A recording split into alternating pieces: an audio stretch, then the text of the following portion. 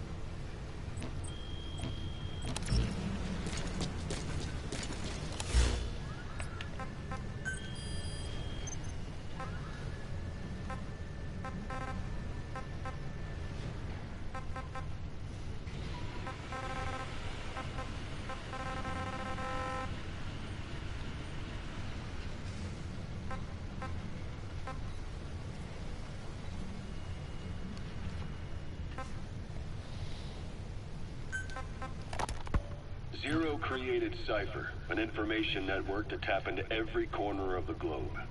Woven together, Cypher's arteries make the world just one big organism.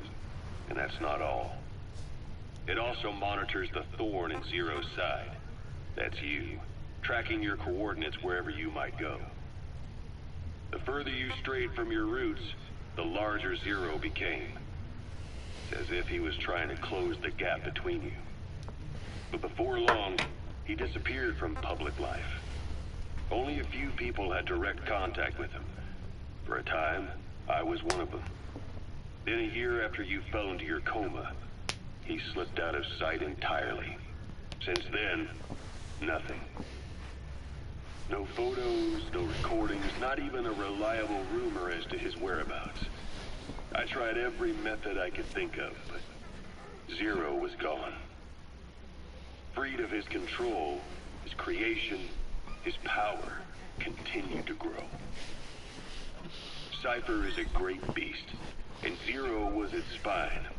But even without it, it's endured, evolved. But now its body is rotting, riddled with parasites. Parasites like the ones who attacked you 9 years ago in the Caribbean, and then at the hospital. Cypher's Black Ops Unit, XOF. They learned where you were, and came to wipe the slate clean.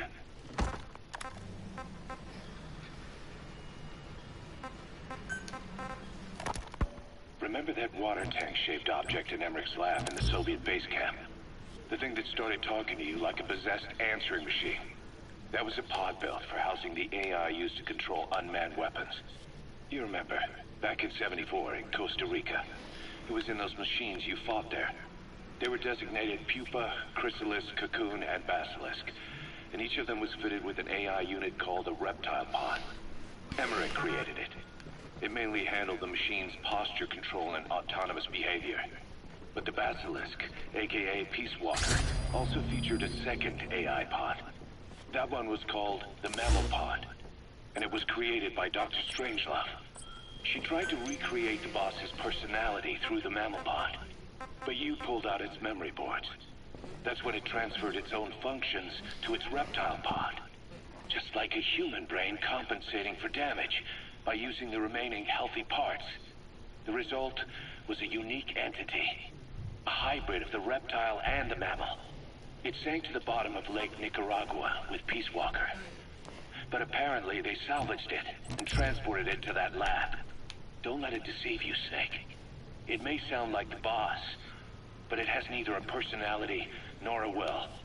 Like Emmerich says, it's just a machine.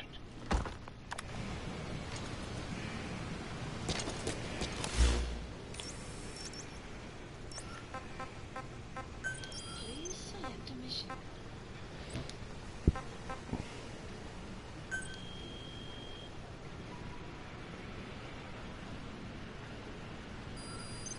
Please select a mission.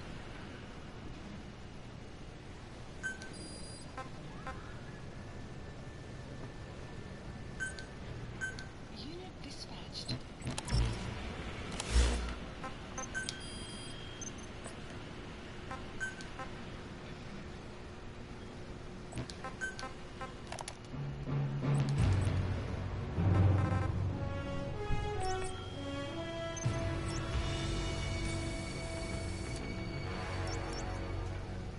What a thrill, with darkness and silence through the night. What a thrill,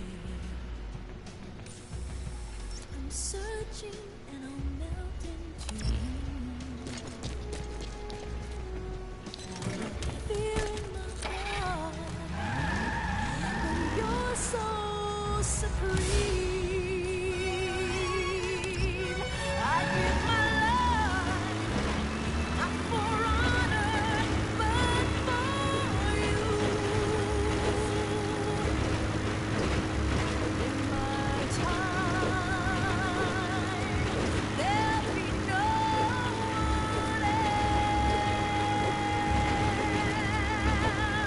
Cry, it's the way I'd like to you.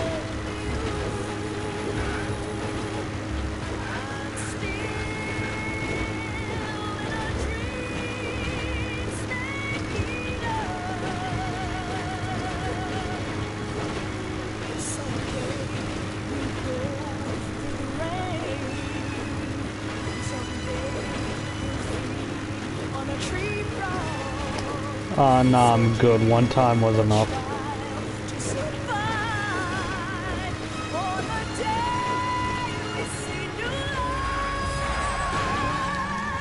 I give my life, not for honor, but for you. Welcome back. In my time, there'll be no one else. Cry, it's the way I'd like to you. I'm still in a dream, snake eater.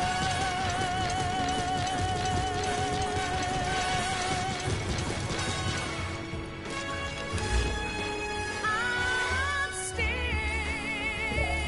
in a dream, snake eater.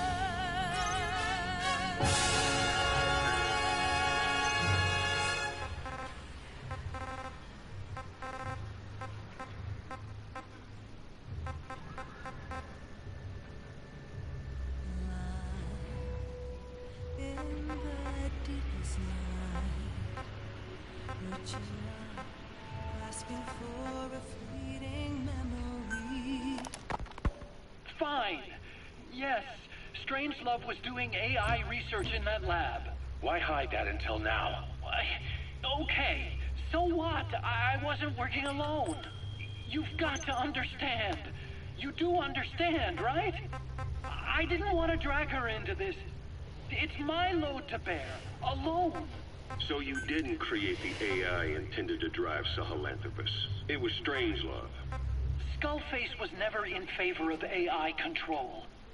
So naturally they argued.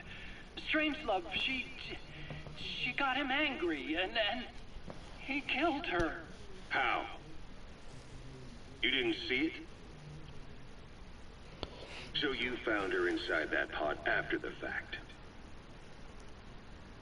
And you just left her body to rot in there. Or perhaps you put her in there afterward. I asked him not to take her away from me. So she was killed by Skullface, but you asked nicely, and he put her body in the AI pod for you. That's right. Pathetic. You know, we have another idea. That you killed her. Me? Oh, I couldn't kill her. You killed her and locked her body in the pod. I wouldn't. Don't treat me like one of you. I can't just kill anyone whenever I feel like it. I'm a normal human being. Oh, I see. So you just shut her inside and waited for her to die. I would never do that. What, you mean she killed herself? Yes. She climbed inside that pod and shut the door. It can't be opened from the outside. It was suicide. Suicide, I said. She killed herself. She got in when I wasn't looking and suffocated. She'd often try to do things like that. By the time I realized and opened the door, she wasn't breathing. You just said you can't open it from the outside. I couldn't bring myself to open it back up. That's right. Me? Kill her? What is wrong with you? So he did kill her. I see. Just tell me one more thing. Haven't you gotten enough today? Okay, I see it's a painful memory.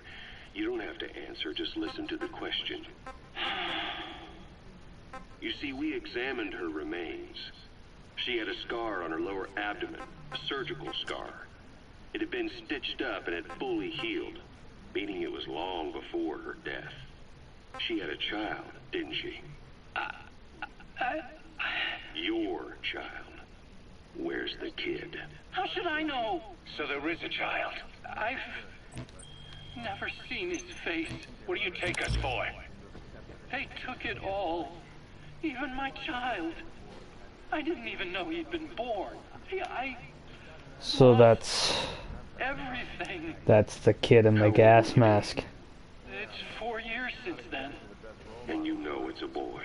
Okay, maybe not. Strangelove said so. And his name? We called him Hal, even though I never saw his face.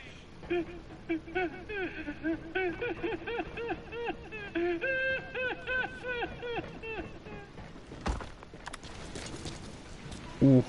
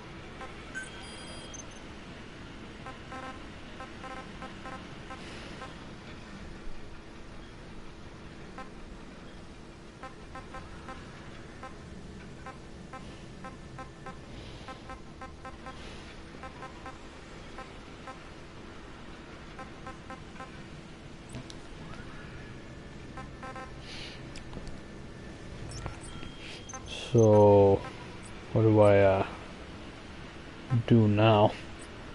Hi, Steven.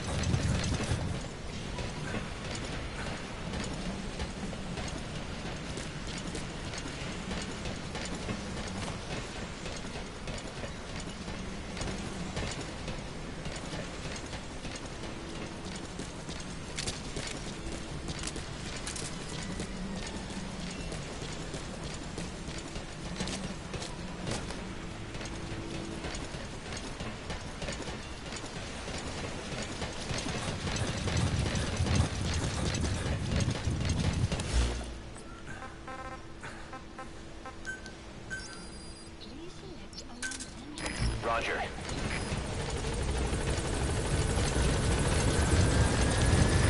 This is B-Quad. Arriving shortly at LZ.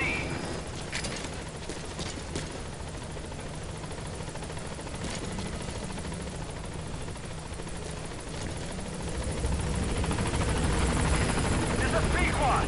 On station at LZ.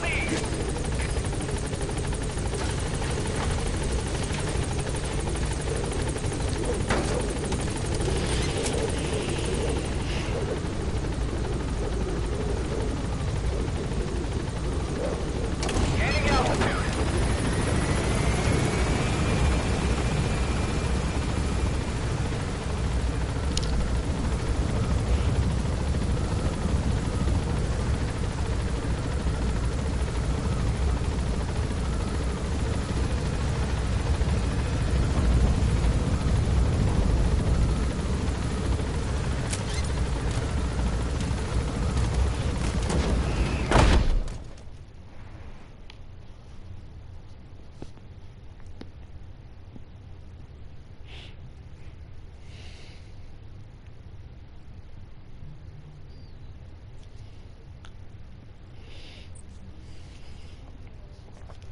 You know, something I question a lot is... Boss, about that AI pod you okay. retrieved from Emmerich's research facility. Cut Guess off what we by found inside? ties. A corpse. Human. The pod maintained a low internal temperature the whole time, and very little outside air got in. That would have slowed down decomposition. Still, the remains were mostly skeletal. Estimated time of death is between 6 months and a year ago. We put the screws to Huey about it. Listen to the tape. Turns out it was the body of someone we knew very well.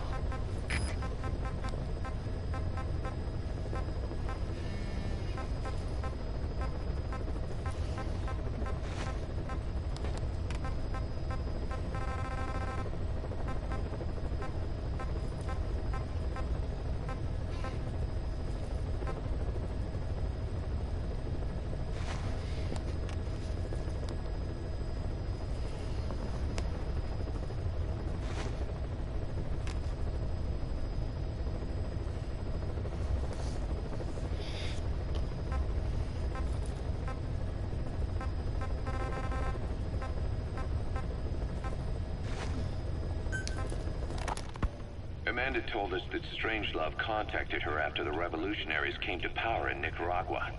Strangelove, the AI researcher from Mother Base? I remember her.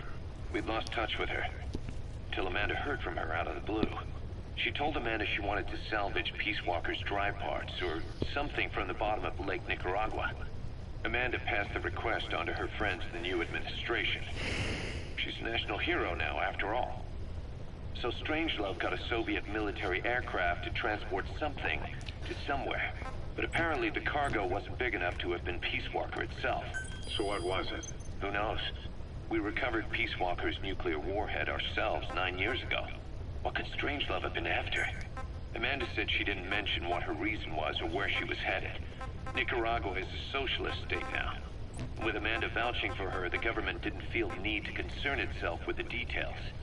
All Strangelove told Amanda was that she was going to continue her research, and that the rest was a secret. Right before the attack, Huey was in the control tower to prepare for the inspectors. He was with them when it all went down. The control tower collapsed with the rest of it struck. His body was never recovered, but he was the one who met the inspection party when they arrived. And he was the one who showed the nuclear inspectors to the tower. You remember the way it went. First he recommends we agree to the inspection, then he gives them the okay without our permission, all the time acting as if he was doing us a favor. On top of that, he even had the guards disarmed that day. It would send the wrong message, he said. Whatever the angle, it all leads back to Huey. I curse my own stupidity for not realizing sooner. Huey escaped with that unit by chopper. I've been hunting him for 9 long years. The other reason I was operating around Afghanistan was to dig up his location. Huey's in Afghanistan? Yes, and I have a good idea where. Now we just wait for the right moment. This time, we'll be the ones using him. He's going to tell us who our guests really were that used a fake nuclear inspection to blast our home into the ocean.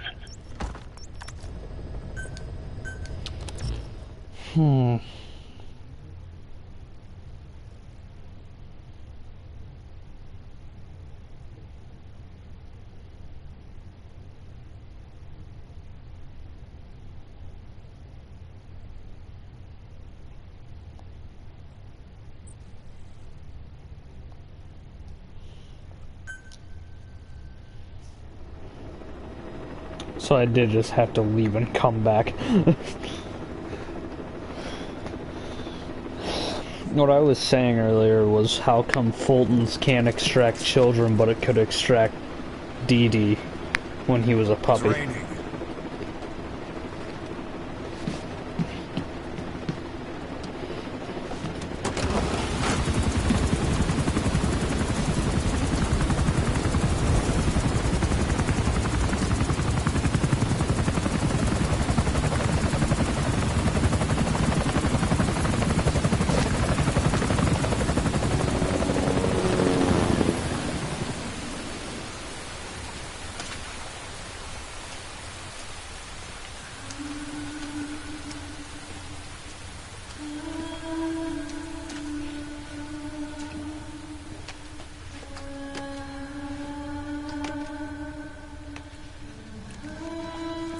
Softcore porn.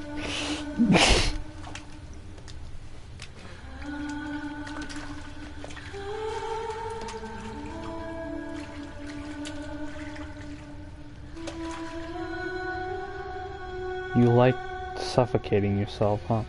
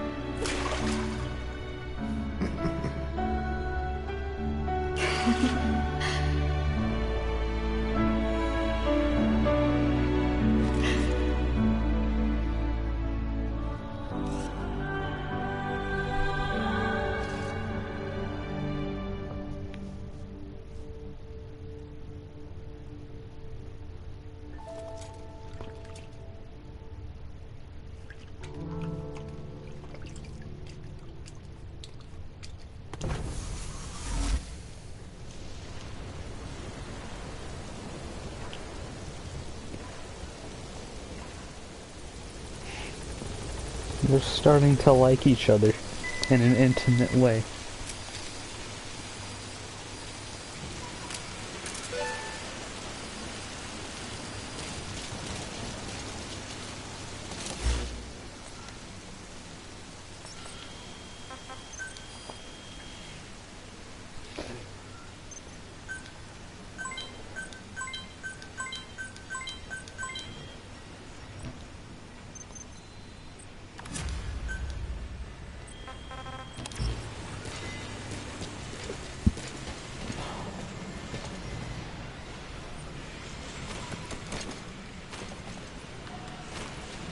I'm confused what I need to do right now, though.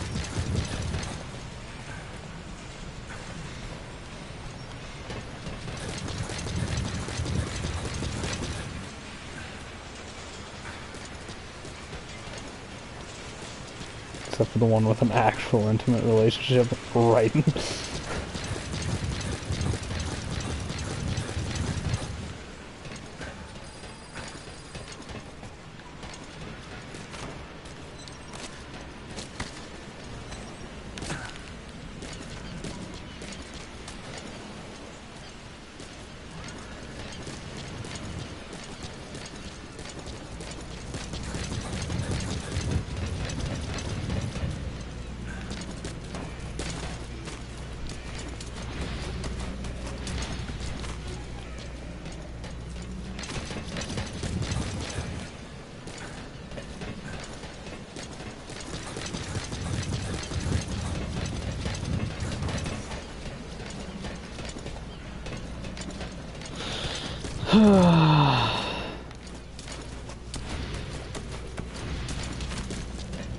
What do I do? Welcome home, boss.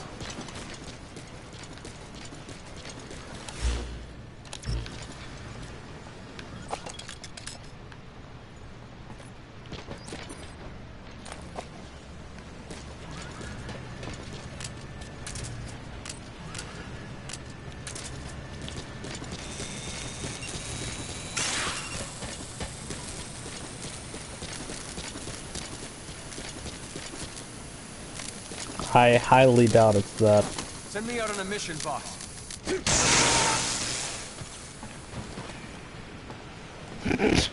Send me out on a mission, boss. Electrocutes him. Whatever supplies you need, just let us know, boss.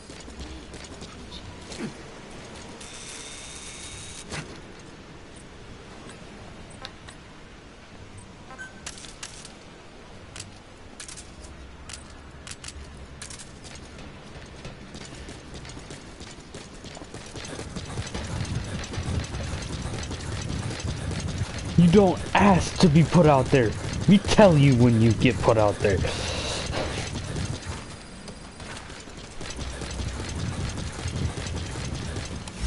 Fine, just shut up about it. I have spoken enough.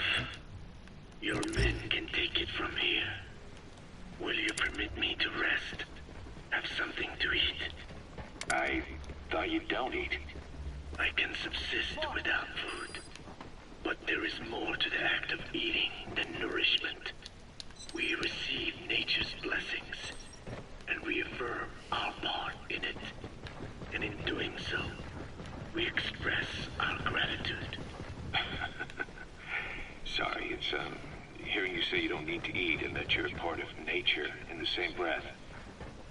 Anyway, what can we get you? Not exactly a five-star restaurant, but the kitchen's used to serving a lot of different appetites. Hamburgers. Hamburgers? Even we, Diné, have become Americanized. I eat them often back home. And you just can't let them go. Well, as far as symbols of the American Empire go, hamburgers are pretty good. The victory of capitalism. Your people suffered so much at the hands of America. And you asked for hamburgers. We have suffered more than you can know. But I do not see hamburgers as an accomplice. A single dish, providing a balanced helping of nature's blessings. Meat, grain, and vegetable. How could anyone hate such a magnificent thing? Says the guy who can survive on photosynthesis. Balance has nothing to do with it. You just like a good burger. That is also true. Be warned, though. I have very high standards. Don't worry. I do too. All right then. One good old-fashioned all-American icon coming up. I look forward to it.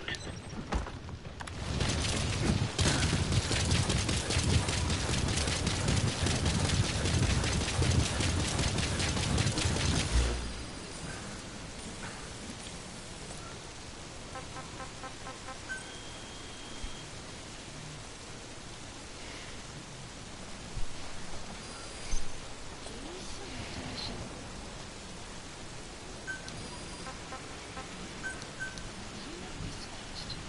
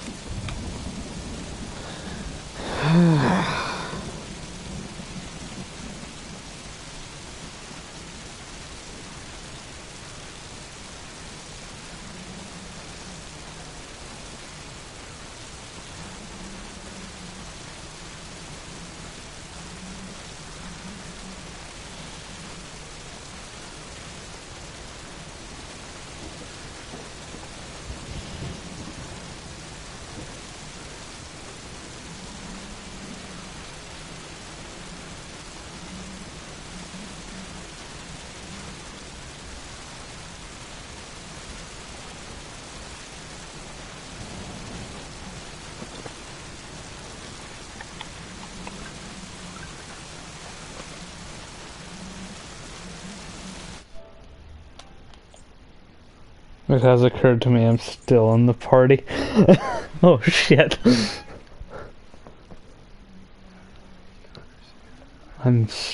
Yeah, I'm gonna go.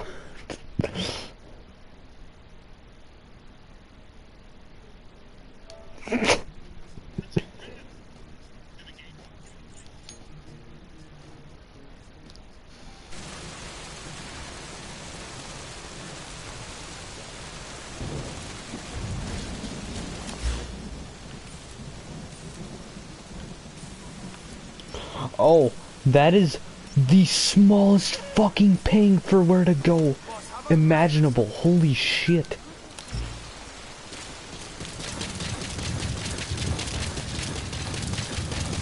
How do you expect someone to see that?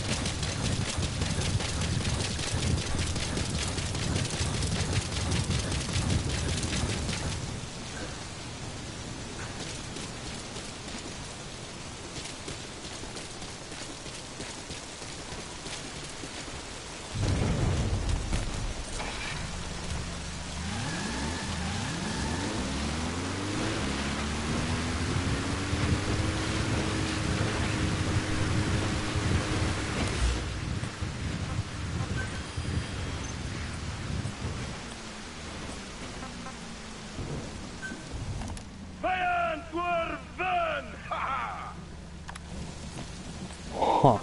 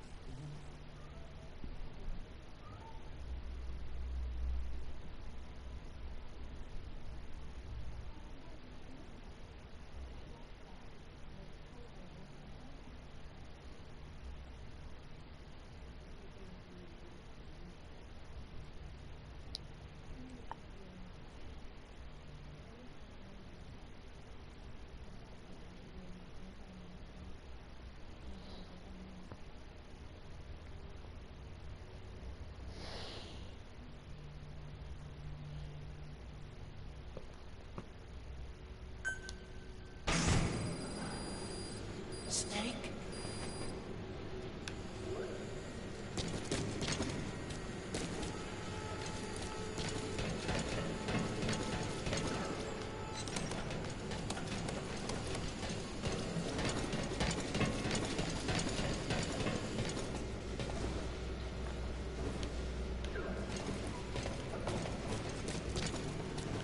Is it not over here? Really?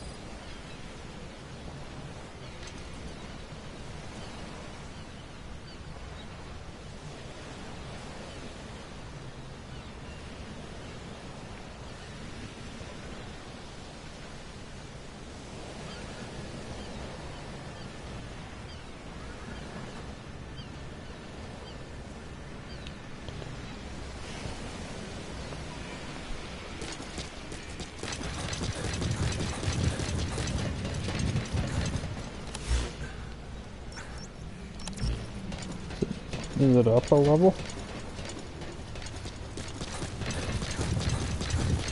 Welcome home, boss. What am I supposed to do?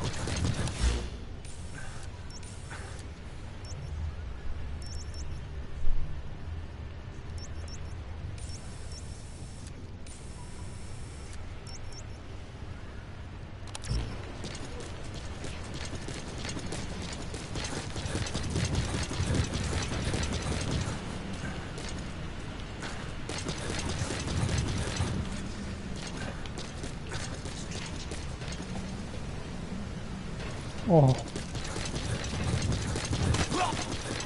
Boss.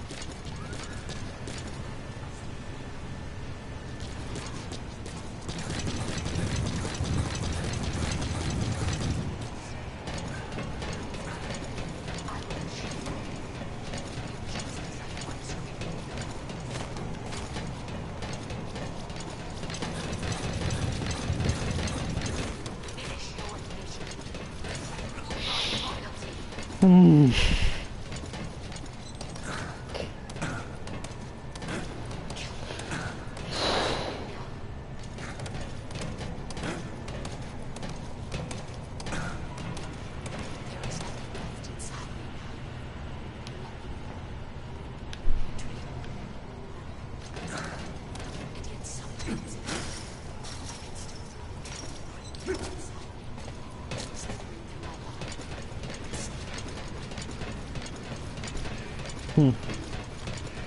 Boss, if you need supplies, we're here for you. Boss!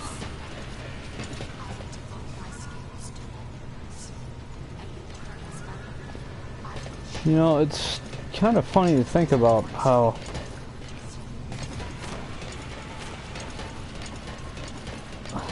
Give us a development order, boss. that was the boss had pain, you know, like the scar or whatever. So did Snake. I know he has like the scar transferred over to him somehow, but like still pain, phantom pain. I think of it like that personally.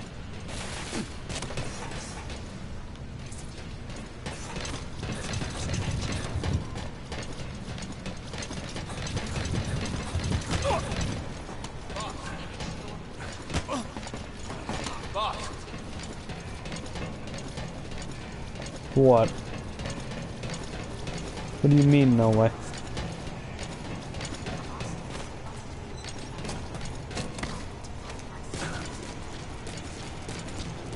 Boss, dispatch me on my next mission.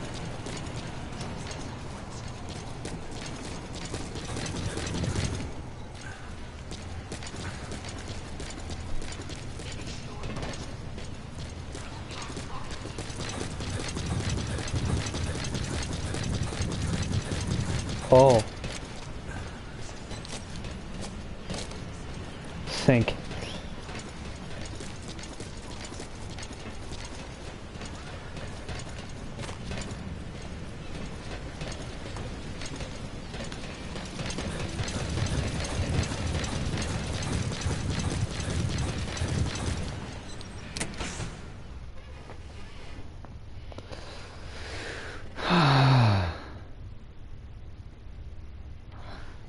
So let me go have some alone time with the AI pod.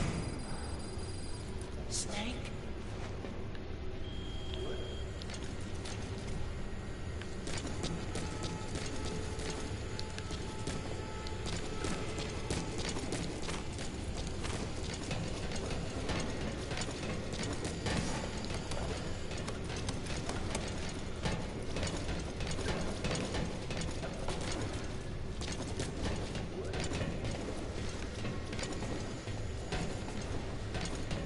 Oh fuck. God, this is so goddamn dumb for what you're supposed to do next. Do I do some missions? Do I look around Mother Base? Do I go fuck quiet or something? I don't know.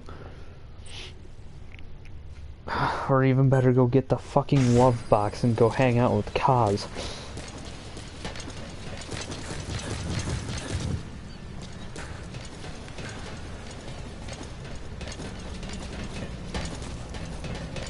Really cool to know where I'm supposed to go.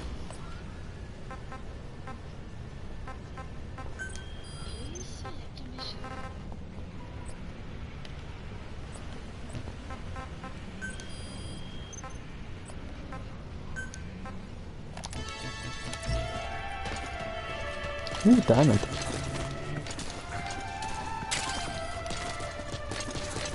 Welcome home, boss.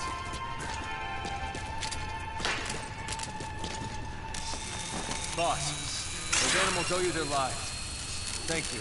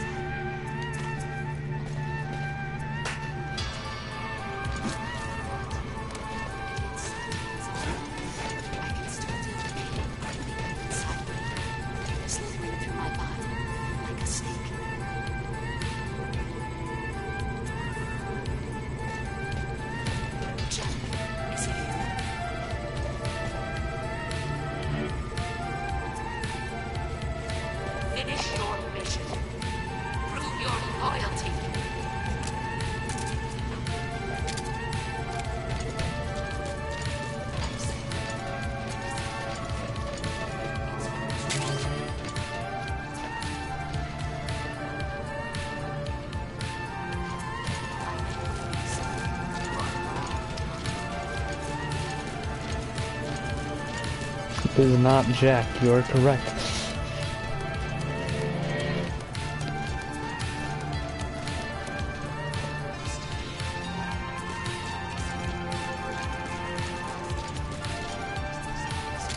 You don't even have a Patriot in this game.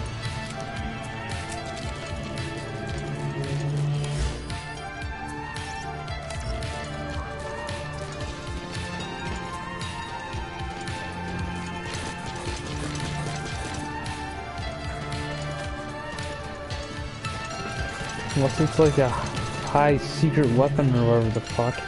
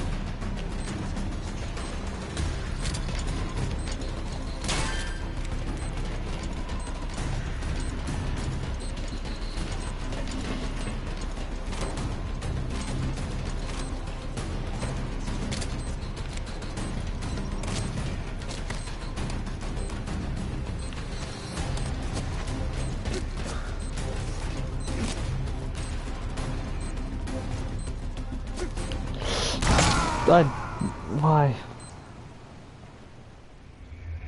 Snake, talk to me! Snake!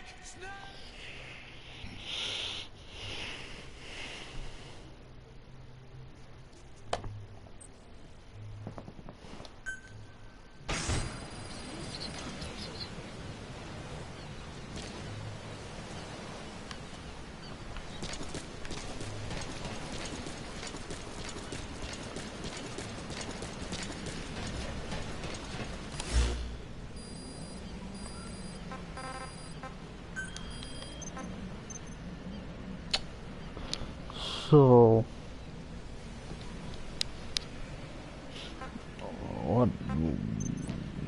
what do I do?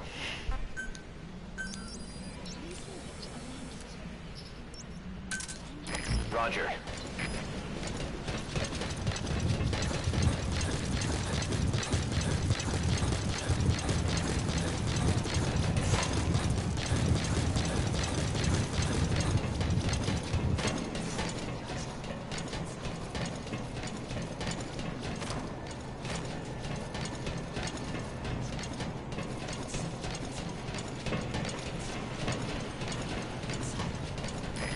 This is Pequod.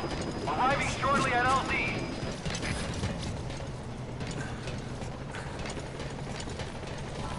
Welcome home, boss. This is Pequod. Have arrived at LZ. Will stand by.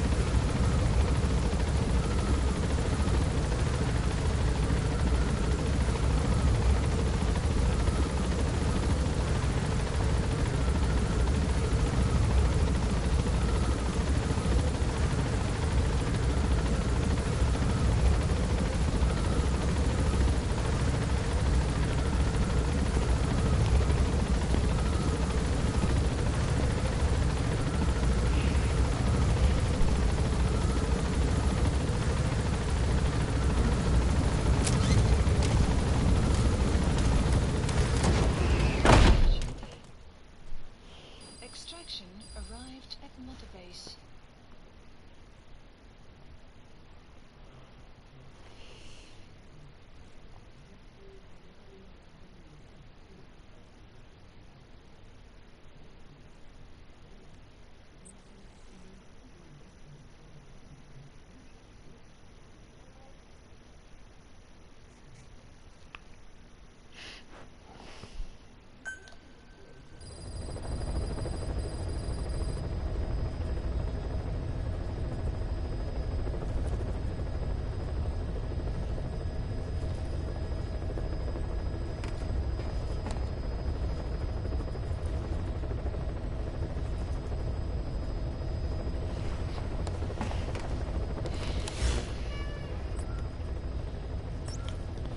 Okay, I'm gonna try returning again.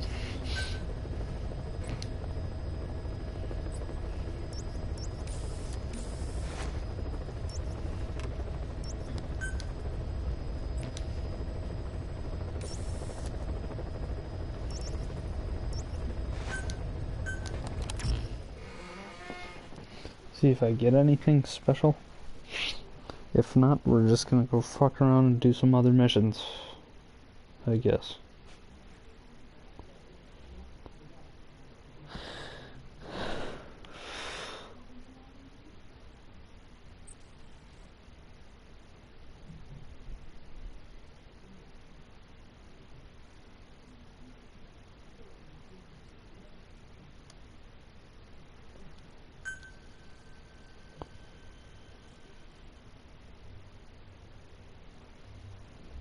Oh, I did have to do that.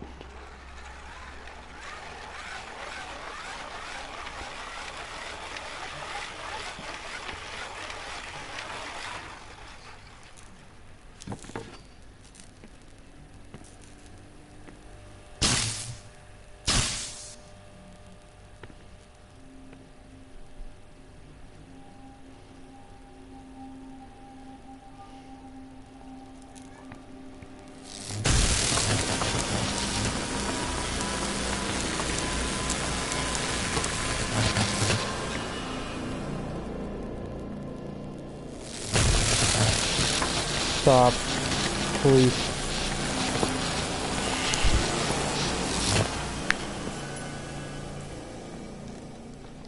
You ready to talk?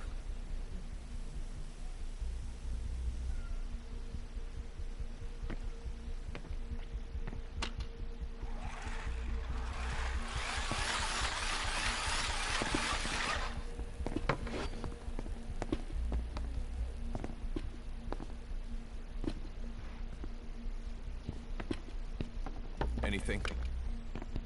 Still living up to her name. How about you drop the act?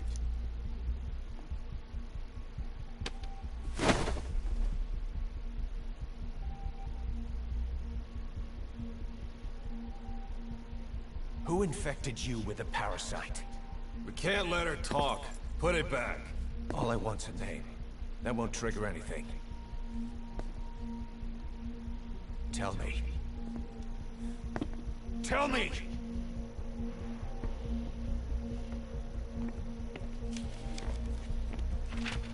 Your lungs have been barbecued. There's traces of rubbing alcohol in your alveoli.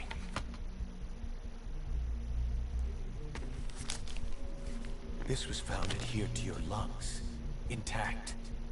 A petal. White Star of Bethlehem. The hospital. Skullface sent you to Cyprus to kill Snake.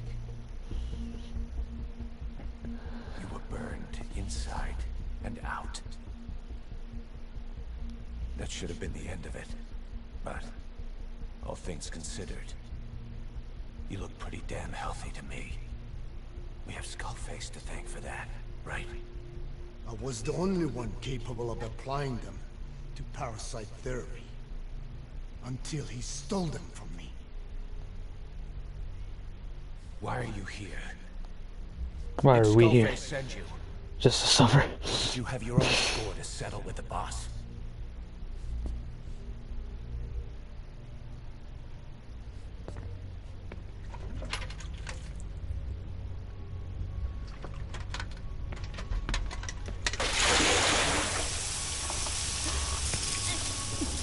refreshing? Salt water. No! She'll die. Oh. Oh, that makes it. Oh. His life isn't yours to take. And they turn red. So.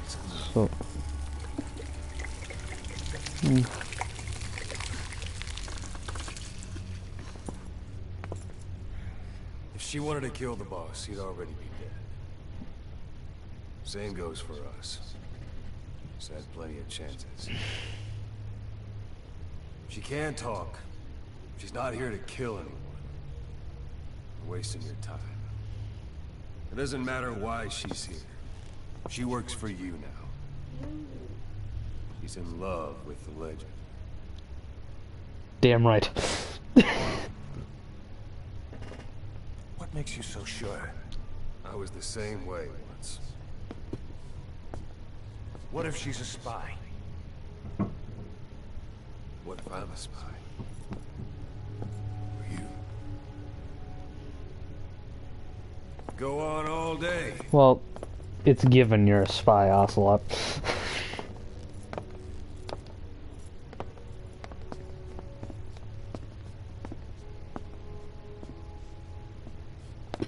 Boss. Let her go.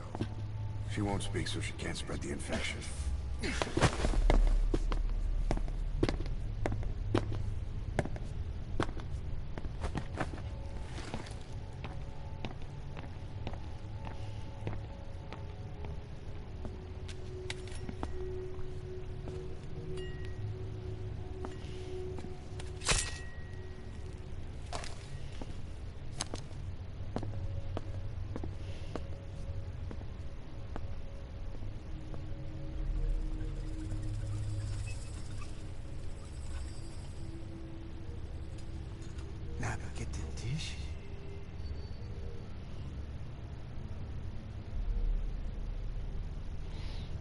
Nicht nagetinti.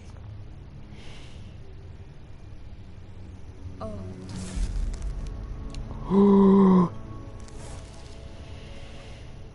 Idiki blak anat e.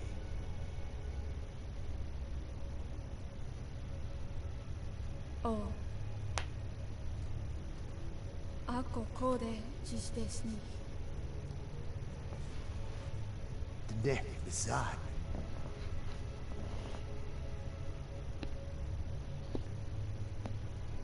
Belagana gesnita. Tato beyas teta. Asegota. Dodo ni shita.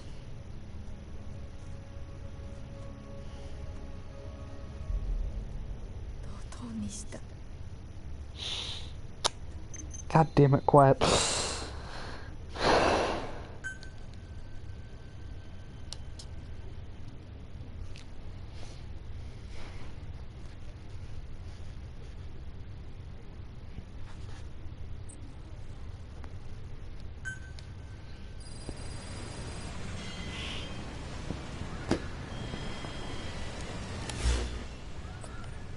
Do I just have to keep leaving Mother Base and coming back? Is that how I progress through the story right now? Roger.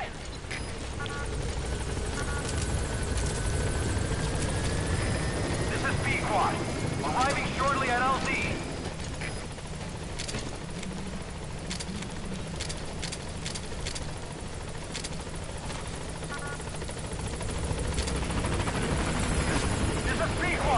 On station at LZ!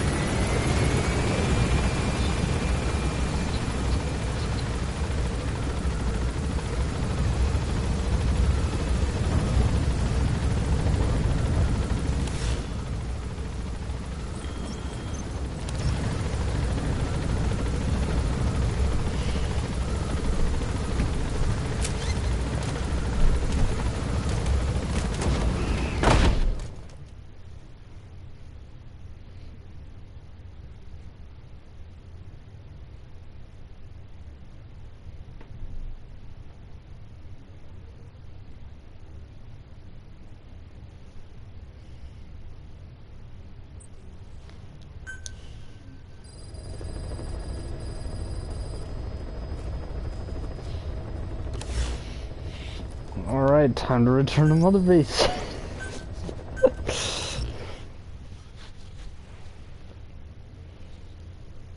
If there is nothing, I'll try and do one of those challenge missions or whatever.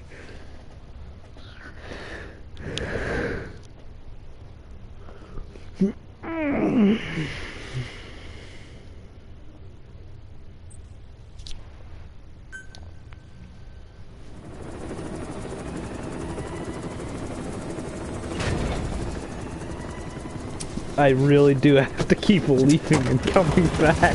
It's a weird way to progress in this game.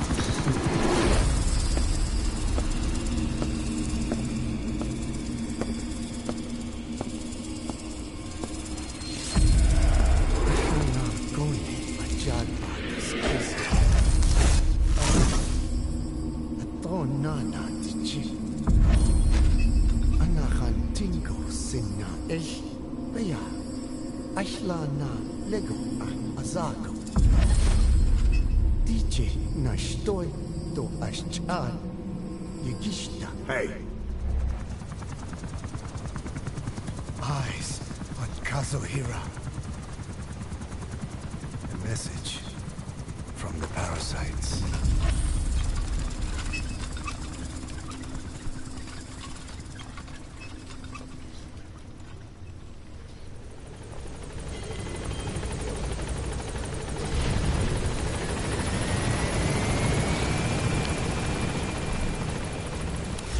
Alright, time to leave again and come back. Roger.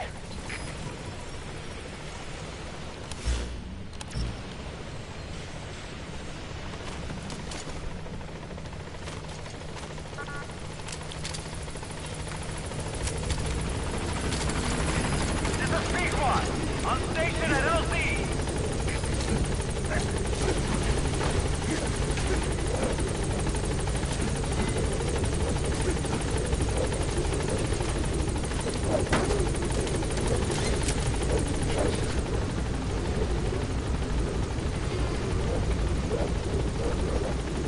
Gaining altitude.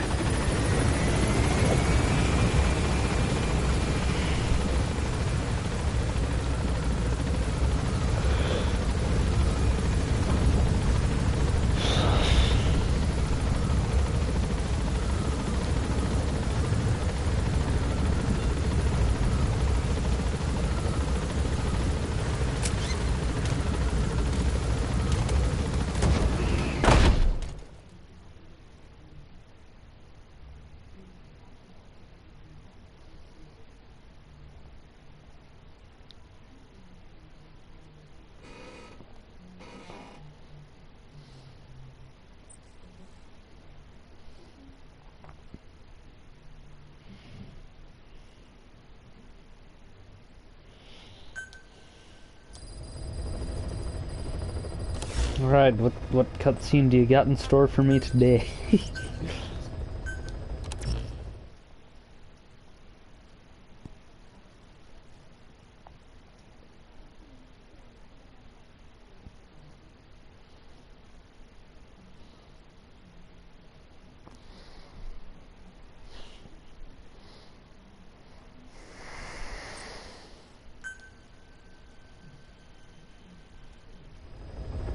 Nothing, really.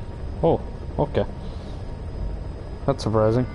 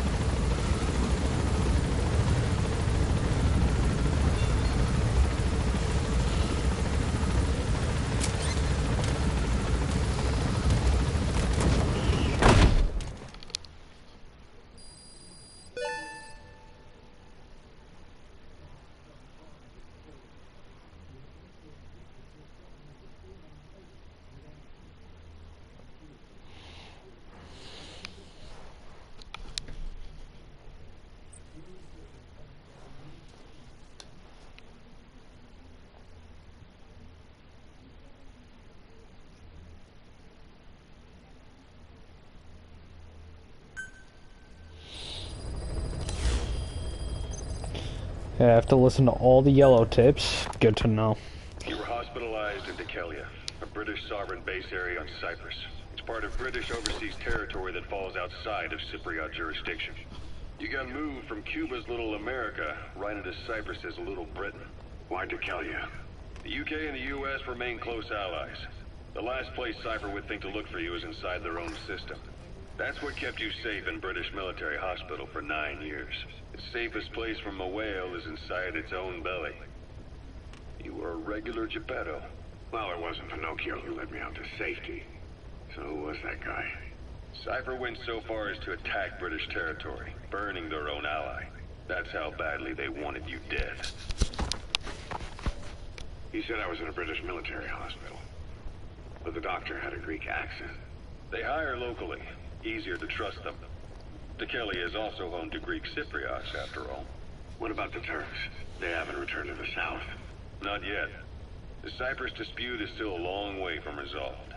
The country is just as split as it was in '74. Turkish Cypriots in the north, Greek Cypriots in the south. Between them, the Green Line, the UN established. And Dekelia sits right on top of it. It does. Part of the buffer zone between the two groups. Another reason it was the perfect place to hide you. Easy to spot any outsiders snooping around. So how do things stand? Now, last year, the Turks declared that the Turkish Republic of Northern Cyprus is an independent state, though it's only Turkey that recognizes it. In the past, the Greeks and Turks lived side by side in the same villages. There are reasons to fight. Those came from the outside. Greece, Turkey, Britain, America, they all have their own stake in pitting the two sides against each other. But once you spark something like this, it's impossible to control. Both sides build up grudges like death, without the foresight to see that each act of revenge just fans the flames, and then it's too late for other nations to rush in with peace talks. The embers keep on smoldering. Each nation's arrogance only breeds anarchy. The world is parallel. Miller told me about what happened in the Caribbean 9 years ago. You do remember Miller. You'd formed a private army with him. An army with no allegiance to a nation. I remember, but... I see. You're not sure what's fact and what's a fantasy caused by the coma. It's still all a mess, huh? All I can do is tell you the facts as they were told to me. I've gone easy on you up until now. But this is where the hard stuff begins. 1974, the year before you entered your coma. You were in Colombia, operating with a small unit of men. Basically mercenaries. Miller was among them. Miller was trying to find a way to turn his and your talents into a line of work. He was looking to start a business where you would fight on behalf of others around the world, those who needed military force. But the reality was, at that time, you didn't have enough gear to equip your own men. Then Miller came across this client. It was a huge job he was offering, but you had a shot at pulling it off. You accepted it and headed into Costa Rica. The client even threw in an offshore facility in the Caribbean. The mother base, that would be your new base of operations. Miller sure did have a head for business. As your mission went on, your unit grew and grew. More weapons, more money. Before you knew it, you're commanding 300 men. As the organization got bigger, your military powers swelled to match. It got so the international community couldn't afford to ignore you. You were just too damn successful for your own good. You, your men, had worn out your welcome. Everyone was out for you. East, West, First World, Third. It was only a matter of time before someone took you down. And that was XOF. Officially, they're an anti-terror unit under the CIA. In reality, they're Cypher's private strike force. They lured you to Cuba using Chico, the Nicaraguan revolutionary kid, and Paz, a mole who worked for Cypher as bait. While you were gone, XOF, posing as a nuclear inspection team, stormed Mother Base. At the same time, C4 they placed on the strut legs went off. The whole thing went down in minutes. XOF. Kisses and hugs followed by a big F.U. All because of Miller's blind spot. A back door into Mother Base no one suspected. You remember a certain scientist. Huey was responsible for bringing the inspection team on board, giving the enemy a perfect opportunity to hit you at home. You were returning from Cuba when it happened. Mother Base came damn close to taking you with it into the Caribbean. Those of your men out on assignment returned right away. They refused to believe the wreckage in the water they found was Mother Base. But they checked the coordinates again and again, until reality finally settled in. You were supposed to die that day. That was XOF's primary objective. As far as most folks know, you did. The first doctor to see you wasn't even sure what he was looking at. Before they'd even finished operating, your men moved you to that hospital in Cyprus. There was a woman named Eva who arranged that. Rings a bell, huh? Most men in your condition would have been written off right from the start. But you survived. You went straight down to hell, and they pulled you out. Your eye wide open. Full of venom. The days of naked Snake are long gone. Welcome back, Venom Snake. This world still needs you. Here, Snake, try this on. A prosthetic arm. Yeah, Miller was Eva arranged it? Wasn't there. The physiotherapy's going well. I'm Your arm's bulked up enough for it to fit. Eva arranged the whole fucking hospital thing to keep him safe. A little time with it, and it'll work better than the real thing. What do you think? I can still feel my real arm. You better get used to this one quick. You have any pain? Every now and then. Where? My fingertips. My left fingertips. Sounds like phantom pain. Your brain still remembers your old hand. Yeah. What about your vision? Can you see okay? Yeah, at the moment. The shrapnel in your skull is pressing on your optic nerve. I'm told any hard impact could have an effect on your visual cortex. Yeah, the doctor mentioned that. Your brain I'm assuming that's explained in other words, Solid 4 that she helped the fuck ton. that aren't there, and not see things as they really are. You experience any of that? I think so. When? Right after I wake up. Colors look faded. Colors, huh? Well, that's not a major concern in and of itself, but it could mean the difference between life and death in the field. You'll need to watch out for that. I will. All right. You should continue your physio. We'll be arriving soon. It's the last chance you'll get. Kaz, what about the unit that attacked us in the mist? You knew something about them. That wasn't my first run-in with them. It happened right before I was captured by the Soviets. We were on the zero line that day, the Afghan side. On our way back from training Mujahideen at a mountain camp in Kunar province. There's a lot of that work in Afghanistan. Most PFs shy away from it because it draws too much attention. But for us, that was the whole point. The job itself went great. We just had to make it back to a tribal area in Pakistan. But all of a sudden, visibility got real bad. It was no sandstorm. Our point man gave a strange report. He said he could see skulls in the mist. Skulls? The next moment, he went silent. We scrambled into formation, right before his arms and legs came raining down on us. It was always supposed to be a dangerous mission, so I had Diamond Dog's very best with me.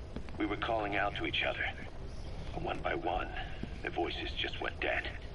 Whatever happened to me, I lost consciousness before I knew it. When I came to, I was in a Soviet camp, tied to an interrogation chair. Could they be some new Spetsnaz unit? No. The ones that interrogated me were just the average rank and file.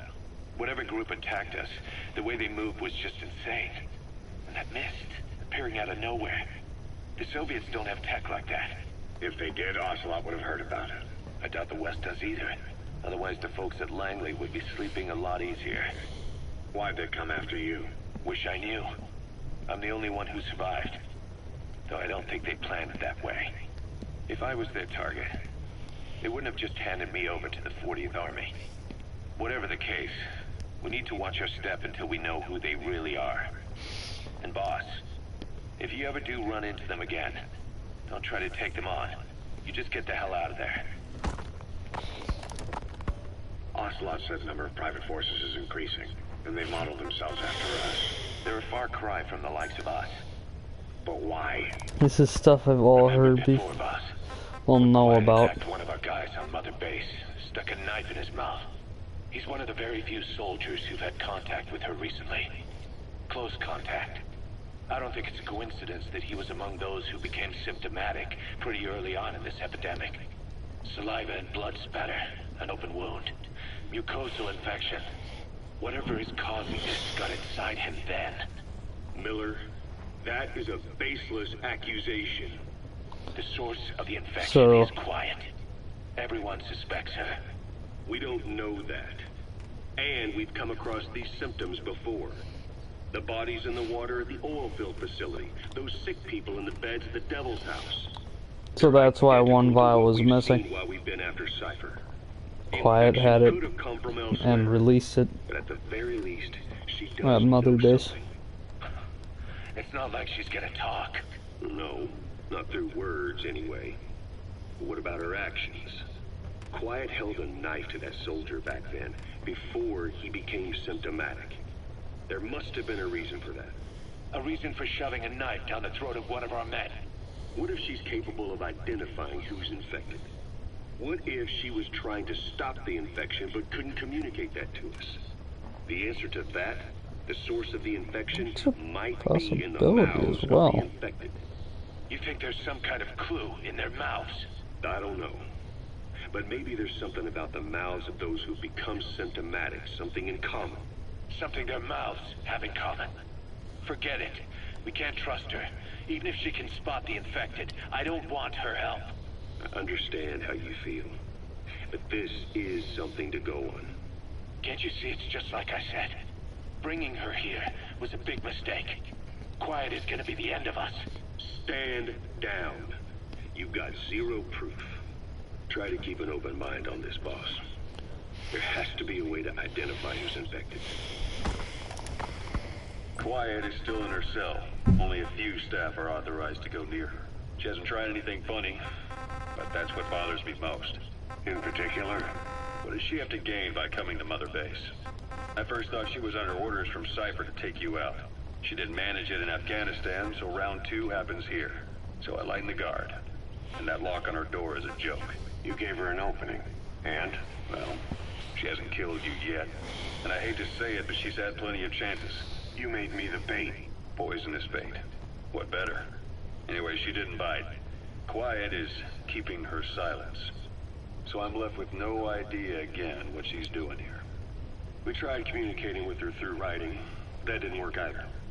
Whether she's illiterate, dyslexic, or just plain stubborn, she won't cooperate. I just don't get it. If she tried to contact the outside, it'd be picked up by our counterintelligence net. But it's clean. There's no sign she's had contact with the staff, the base facilities, nothing. She's almost got the men wanting her to try something, just to find out what she's up to. And she's in there putting on the failed soldier look, all downcast eyes and defeated sighs. But she doesn't kill herself. She can't be trying to leave Cypher and surrender to us. So what's the verdict? This may sound optimistic, but here's how I see it. Quiet came here to fulfill some objective. To kill you, maybe to destroy Diamond Dogs. Whatever it was, before she could do it, something changed her mind. Yes. When I look at her, I sense hesitation. You think she betrayed Cypher? Can't say for sure. I prefer the ones that talk. Anyway, we'll keep her under watch. And we're also looking into those special abilities of hers. You'll be the first to know if something comes up. Why not look in on her yourself once in a while? Right. It wasn't just Cypher. Back in the Caribbean, every eye in the world was turned on him. Boss, I have the report on that cargo. Boss, sorry to keep you waiting. Hard to believe This how is many stuff of from those the bodies story we already have popped finished. up. One more thing. About the surgery that had been performed on the people. About the pathogen spreading through Motherville. Now, we must wait for the Wolbachia to multiply. Go, Tucker. What are the metallic archaea? This is yellow cake that Cypher was having the PM. The one that covers the parasite that lives on the surface of the skull's bodies is what gives them. Why activate Sahelanthropus in Afghanistan? This is how Skullface wanted things to play out. The Soviet Union secretly develops a new type of nuclear weapon and successfully deploys it in Afghanistan. Revealing the existence of Sahelanthropus results in a return to the glory days of the Cold War. The threat it poses reignites the nuclear arms race between the world's major powers. The demand for nuclear weapons increases around the globe. What if you then introduced a nuclear weapon anyone could get their hands on? Non-nuclear nations, militant groups of all shapes and sizes, they'd all jump at the chance. Sahelanthropus was a marketing tool to sell nukes all around the world. But I think it's safe to say that plan was stamped out before it got up and running. The world's intelligence agencies never did turn up anything conclusive on it. After all, Sahelanthropus vanished before word could spread. Everything that's happened is already a fading memory, never to join the pages of history. Except for Cypher. Cypher won't forget. They'll already be working on something quietly beneath the surface. They'll use the pieces of data scraped together from this incident to build their own bipedal weapon. It'll take them a long time to complete it, but for now, the greed sector have found their new life's work. We'll have to be ready too.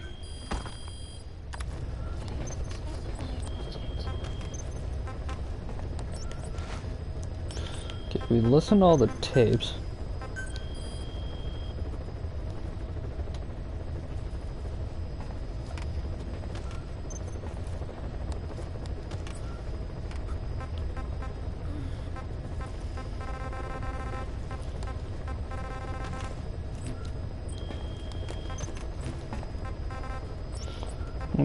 Try going back once more, I guess. And then I'll do some missions.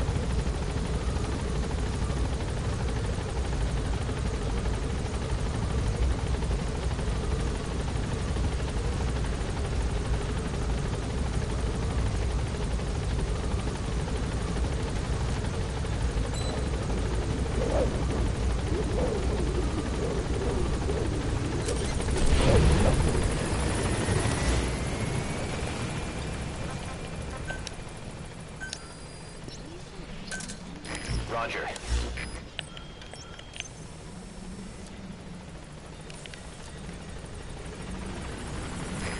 This is Pequod, on station at LZ.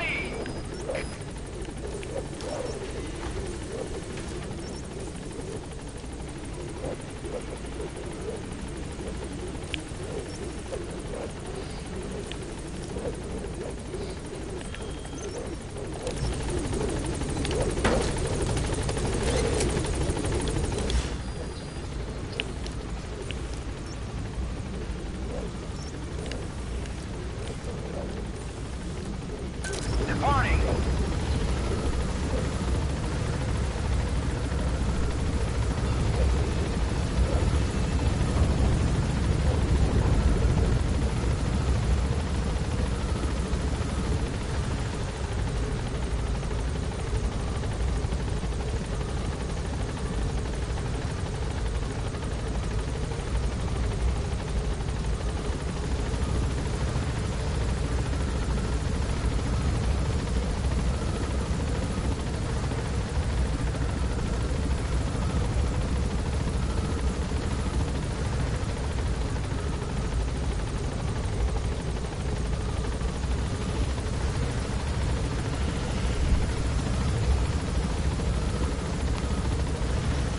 Is this all chapter 2 is? Side ops?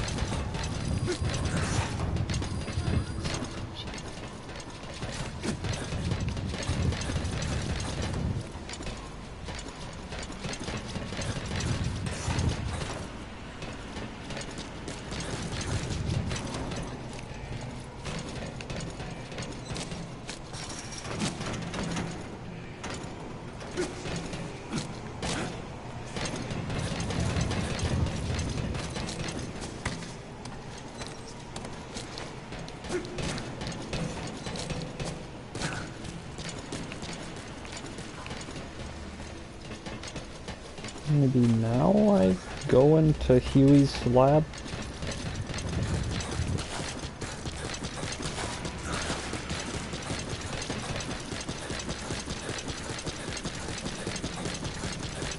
Welcome home, boss.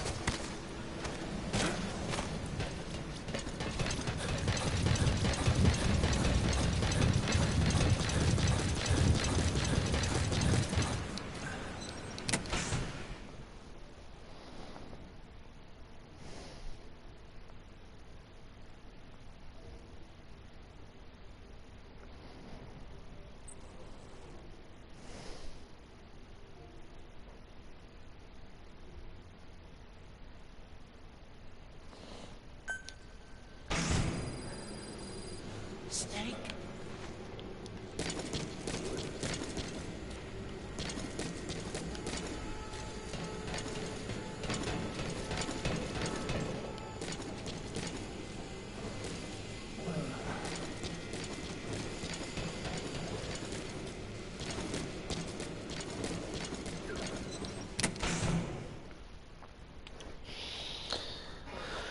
Okay, I looked up the missions available for chapter 2.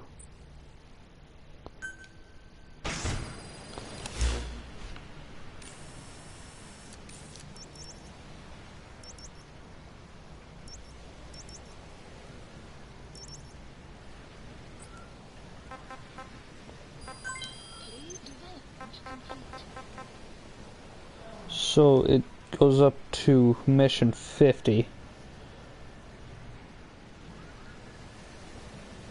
Of course, like, a large portion of those are those extreme versions of old missions.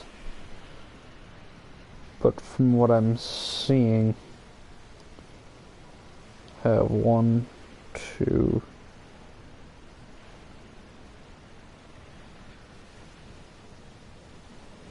3, 4.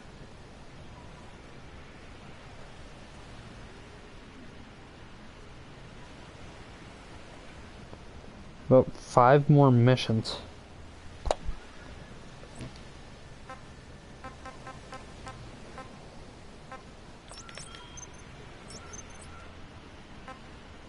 Okay.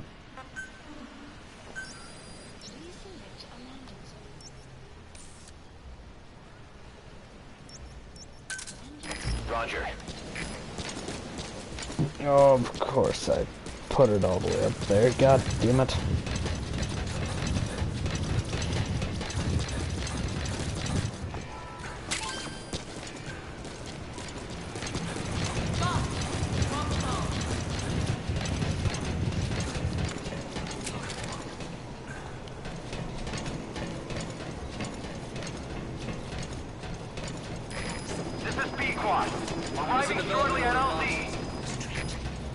So the part with Eli and the mech,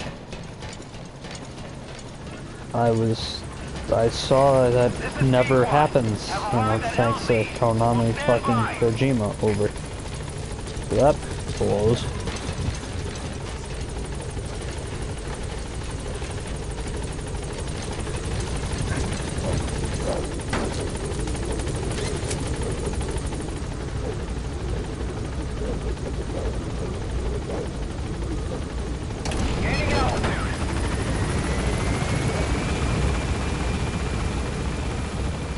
God, I fucking hate Konami.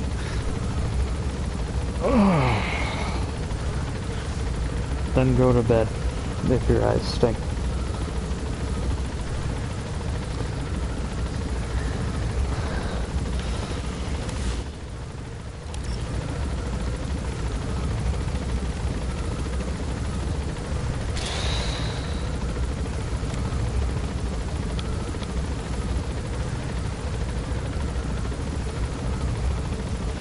People who like slot machines don't hate them.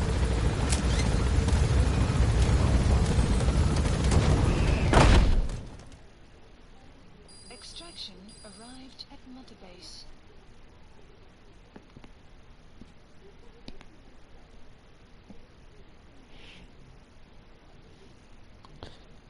I didn't mean seriously, I just don't know what to do for your eyes if they hurt.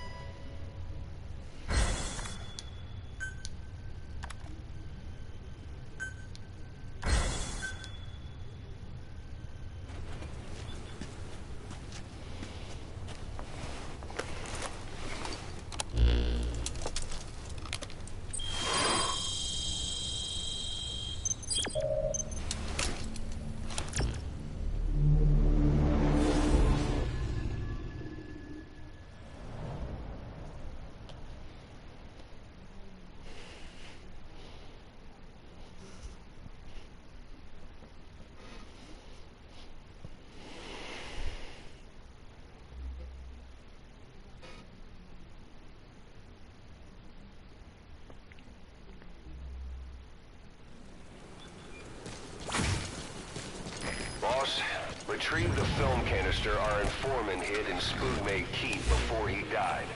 It contains vital information on Skullface's plan. For now, our only clue is the garbled photograph the informant tried to send us before the end. We're working on analyzing the data, but there's no time to wait. A KGB Spetsnaz squad is after the target as well.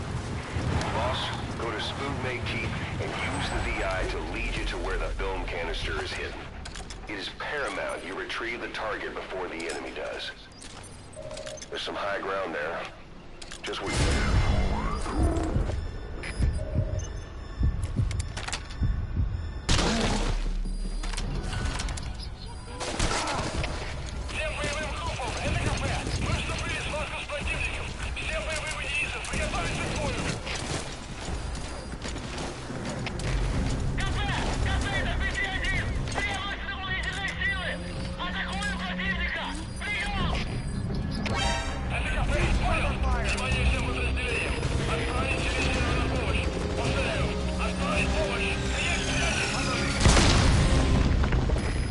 That's a serious injury. It won't heal on its own. You'll need to treat it with first aid.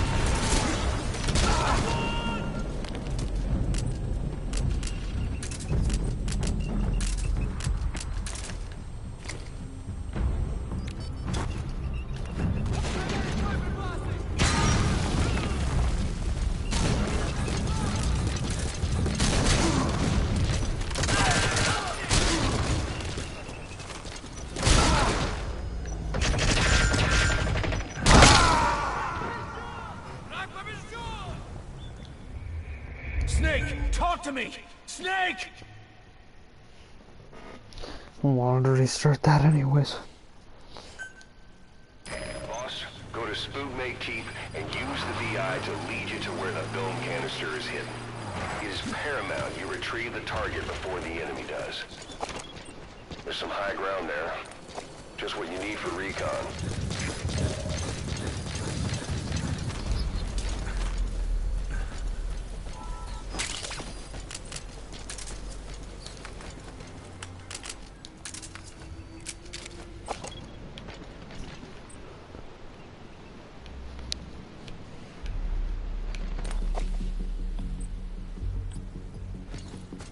Boss, get down.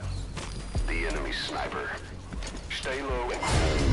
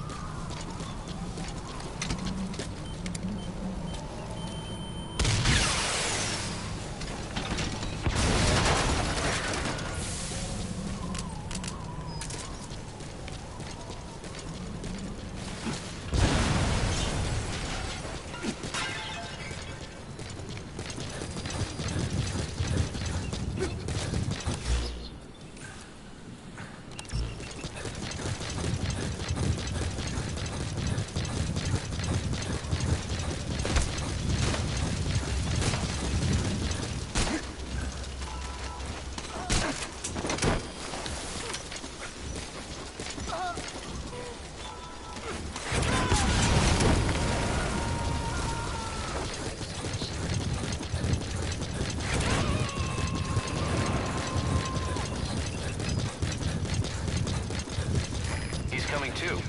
Roger that.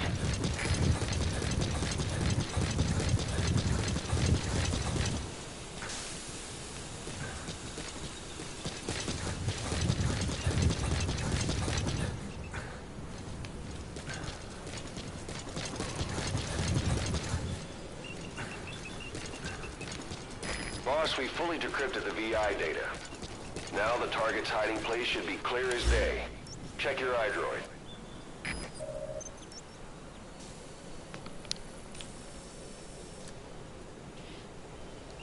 Spoog may keep. The target is hidden somewhere around there.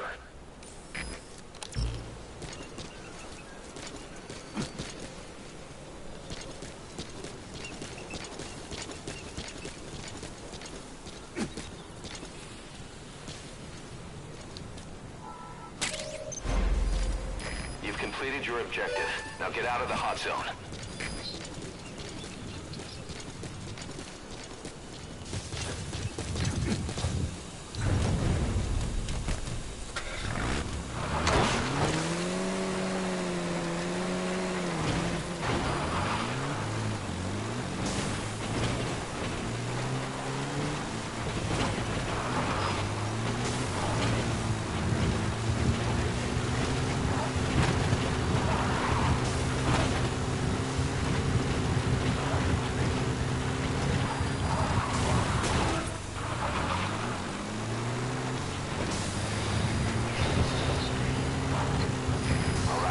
Out of the hot zone. No enemy forces in pursuit. Mission complete.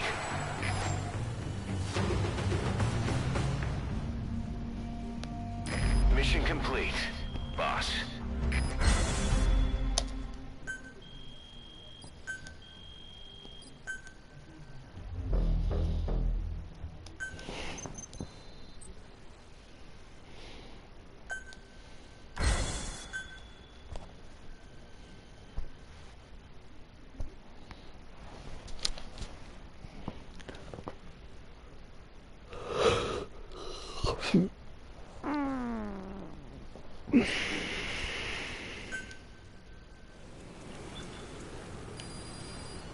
Boss, I've updated the mission list.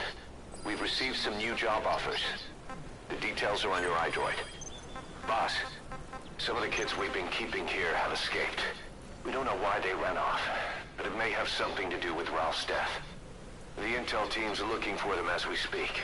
I'll add information to your side ops list as it comes in. You need to locate and secure those kids. I'll try to find out what happened.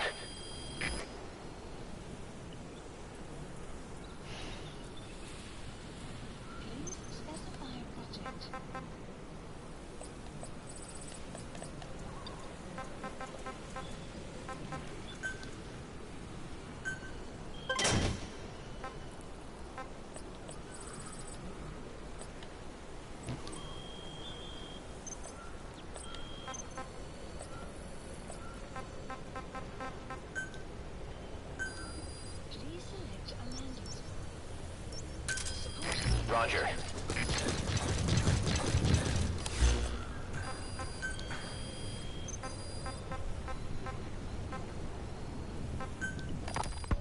Boss, we gave Ralph, that kid who died in the accident, a burial at sea.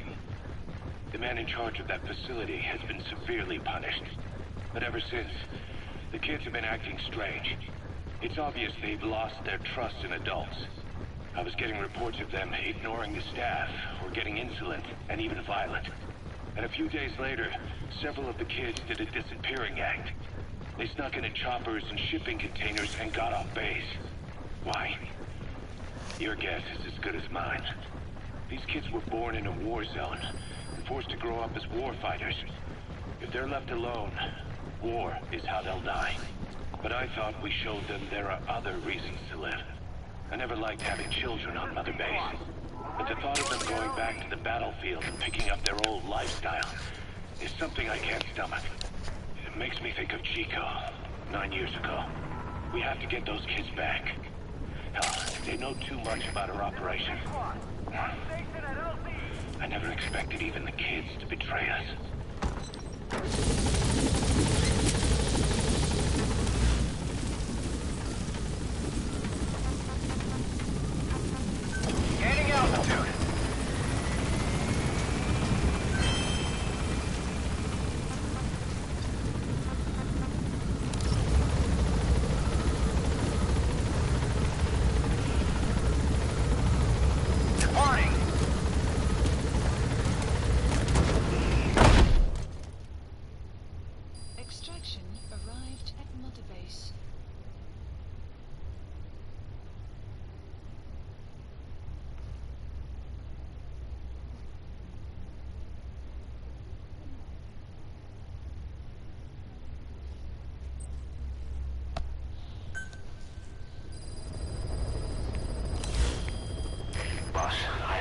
report for you here.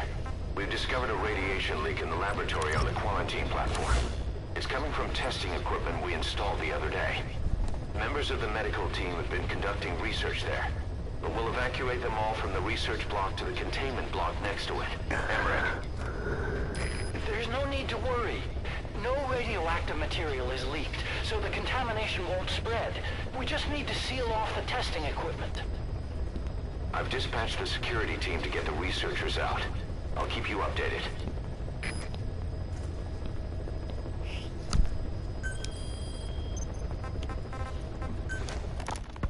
We finished decoding the informant's report. That floating kid we've run into a few times now. Looks like he was a test subject in clinical experiments. The Soviets called him the Third Boy.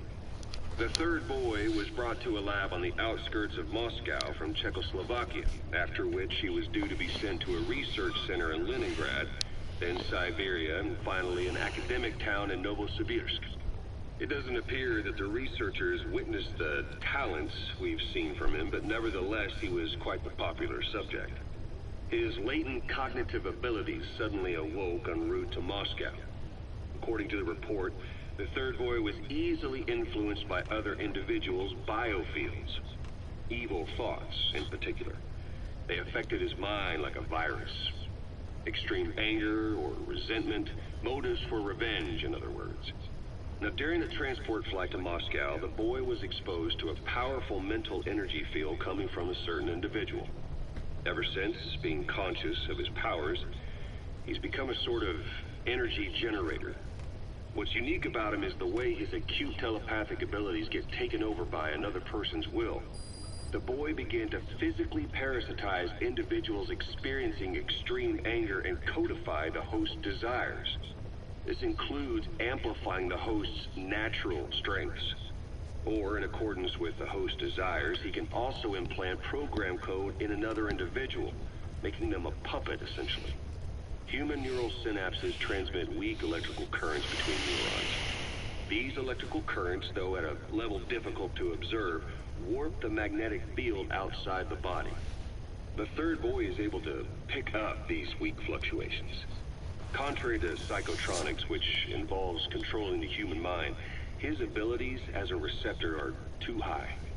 The emotions he picks up from another individual are amplified and unleashed into his body as they recur in his brain. They turn into microwaves, which then affect the physical world, triggering paranormal phenomena like the spontaneous combustion of organic matter or psychokinesis, moving an object without touching. There's one other thing. While he's parasitizing a host, the boy's ego gets shut away, allowing the will of the host to take control of his powers, like some annoying static drowning out your own voice. That means he isn't responsible for what's been happening. Somebody's extreme anger has manifested through the Third Boy's powers in ways none of us could have predicted, which would mean this was going on somewhere around us. Looking back on it, a lot of things make sense now. The man on fire, Sahelanthropus, they both came to life thanks to the Third Boy's powers. Everything has been happening through him as a catalyst. We first saw him in the hospital on Cyprus. The boy parasitizing the man on fire's desire for revenge gave him his new abilities in return. He next appeared at the Hamid Fighter's Fort where the honeybee was hidden. There, the boy parasitized Skullface's vengeful mind. He controlled Sahelanthropus, making it do whatever Skullface wanted. Same goes for when we extracted Emmerich onto the chopper. When he appeared at the Devil's House in Central Africa, Skullface's will controlled the man on fire via the Third Boy's powers. Everything is clear up to this point. But even the informant couldn't pinpoint who the host was in the cave within Serac power plant. Sahelanthropus suddenly became active, then crushed not only the man on fire, but Skullface as well. Surely neither of them could have been the host. Who else was at that location and bore anger more extreme than either of them? Whose will was controlling Sahelanthropus? According to the report, emotions transmitted in children's brains affect the surrounding magnetic field more strongly. Cerebral nerves are covered with insulation called myelin sheaths to increase impulse speed. The reason for this leakage has to do with the fact that children's myelin sheaths are still developing. So, how many children do you remember being there? Children with a burning desire for revenge and bearing a grudge against you. I can think of only one. Eli. We don't know what kind of life he's had, but the resentment he's shown toward adults is nothing short of extraordinary.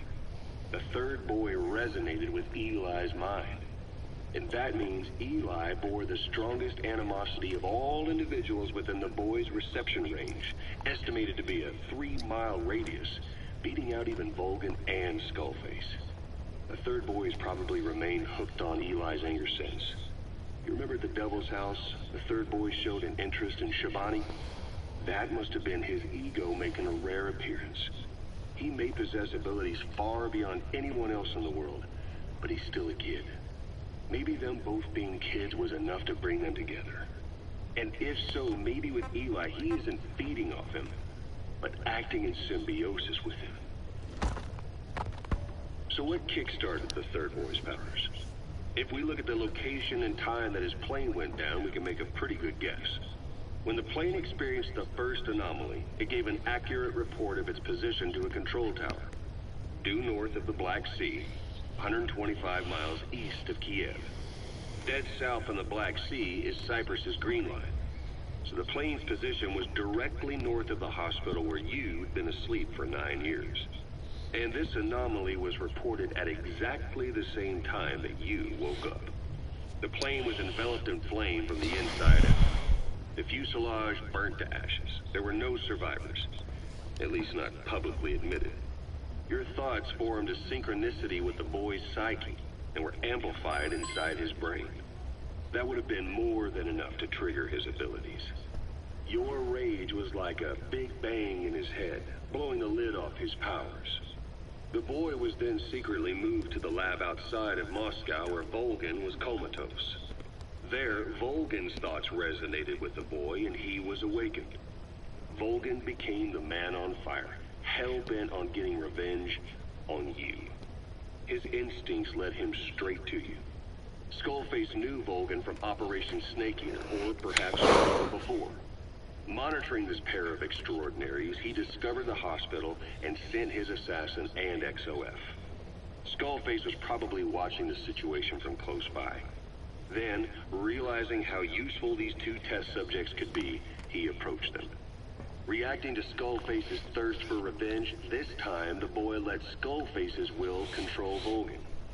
Volgan, at times driven by personal revenge, at times through Skullface's will, kept on moving, though his body was little more than dead meat. Perhaps there were moments where even your thoughts affected him as well. But without the boy's power, it was like the plug had been pulled from the socket. Everything was powered by anger, malice, revenge. This is how the end of the report sums things up. Both the third boy and the man on fire were originally test subjects of paranormal research for military applications. Like telekinetically controlling the leader of an enemy nation and making him launch a nuke.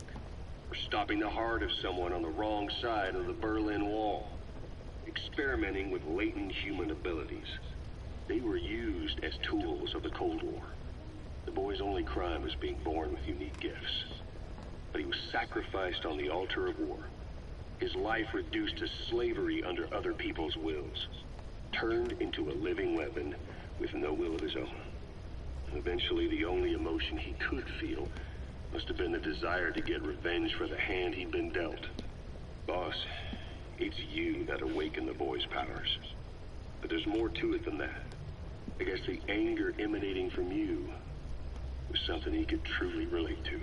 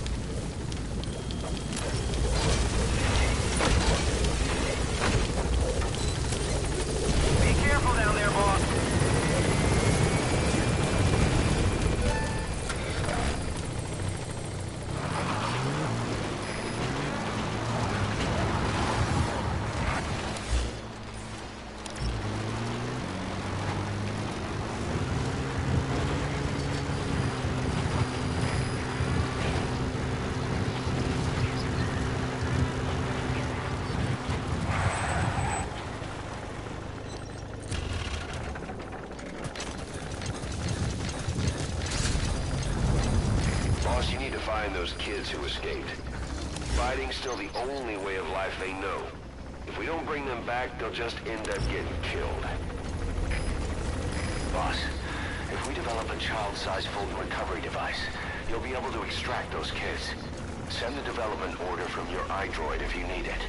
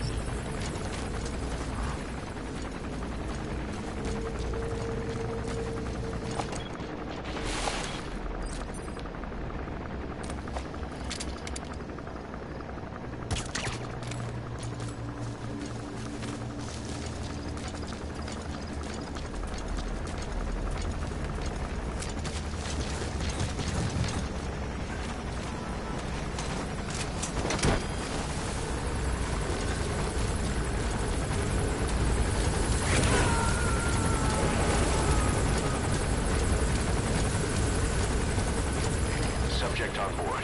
Leave the rest to us.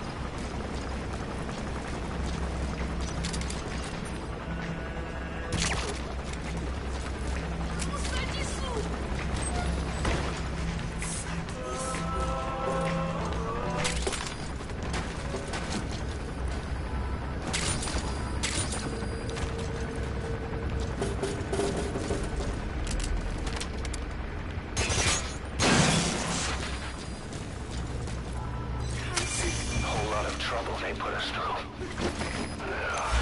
Making me worry like that.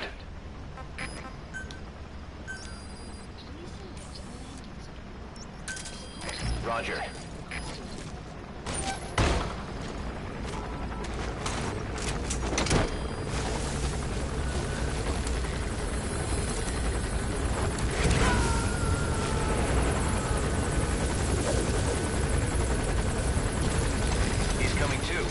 Roger that.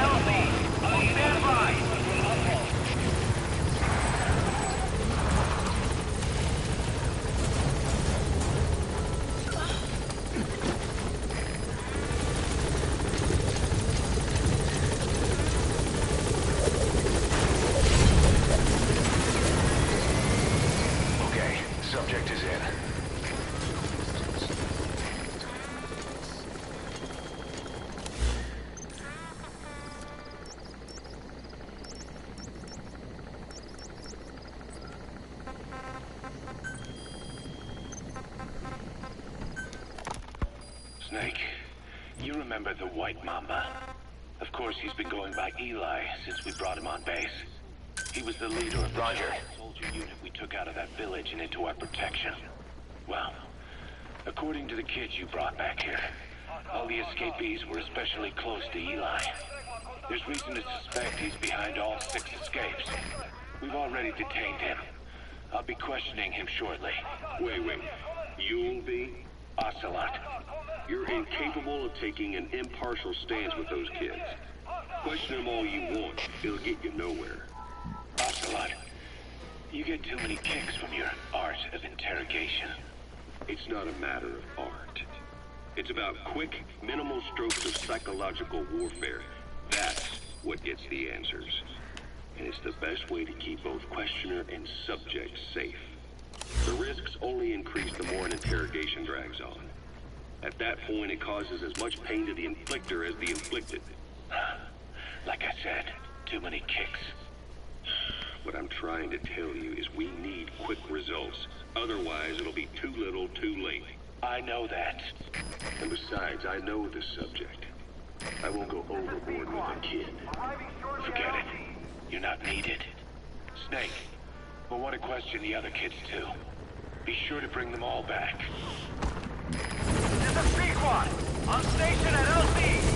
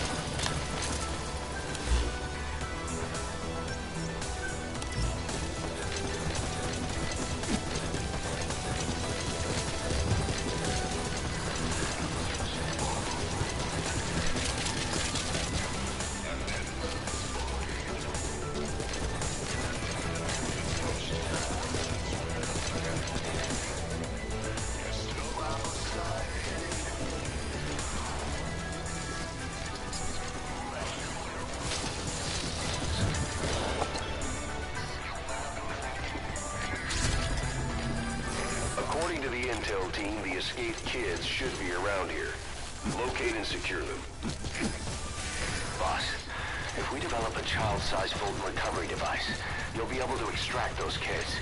Send the development order from your iDroid if you need it.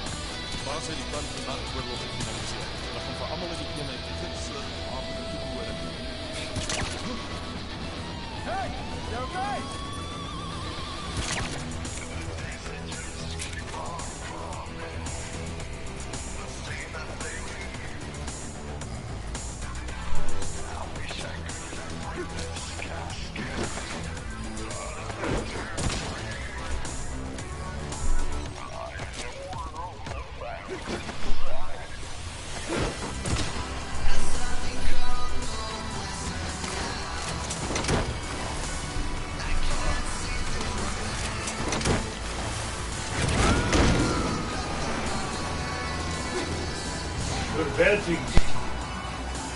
You gotta extract him.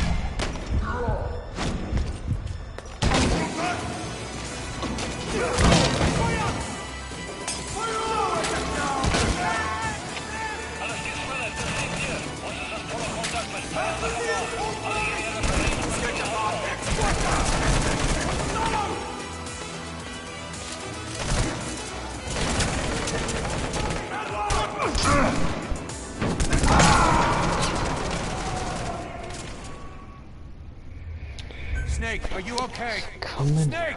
Fucking time.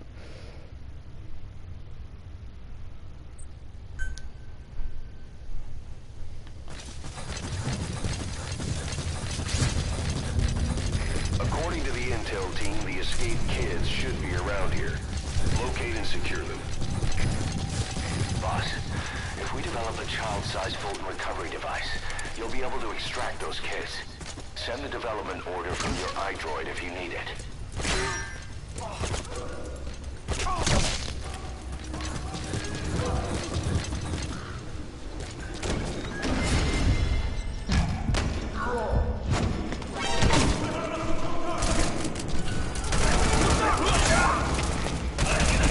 Why is there more snakes?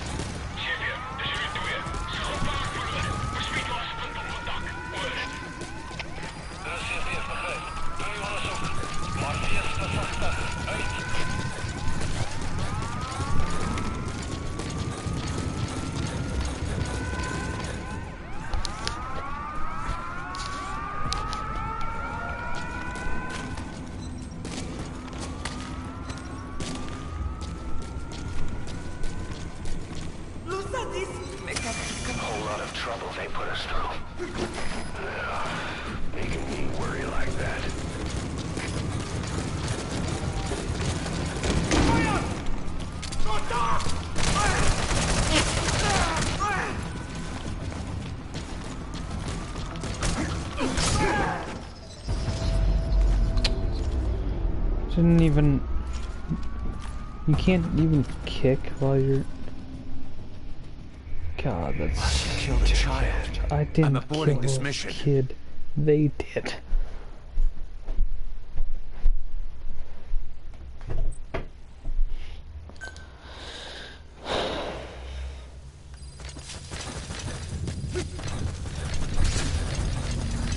According to the intel team, the escaped kids should be around here. Locate and secure them. Boss, if we develop a child-sized Fulton recovery device, you'll be able to extract those kids. Send the development order from your iDroid if you need it.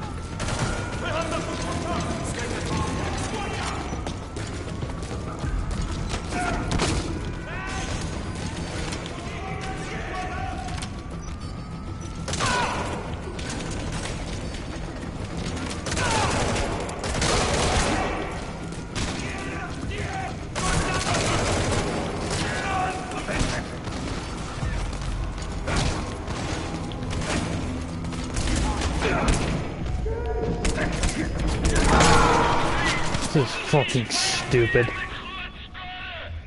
Boss, what happened? Boss!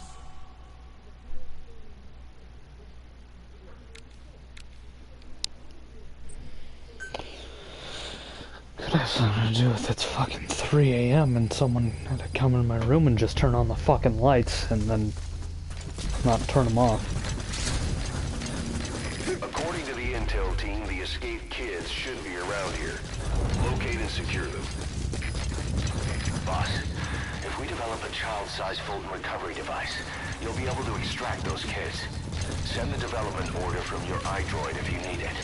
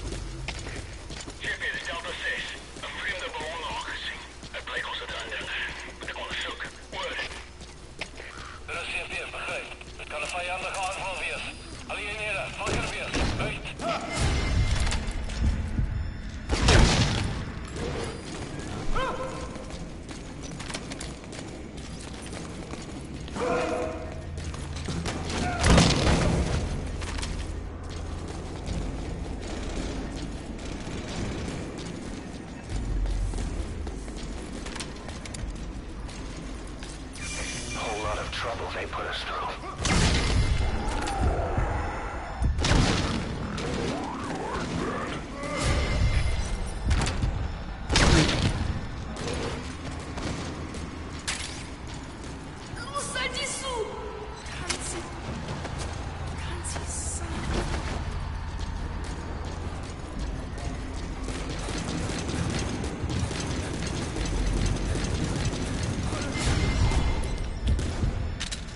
How the fuck did you see me?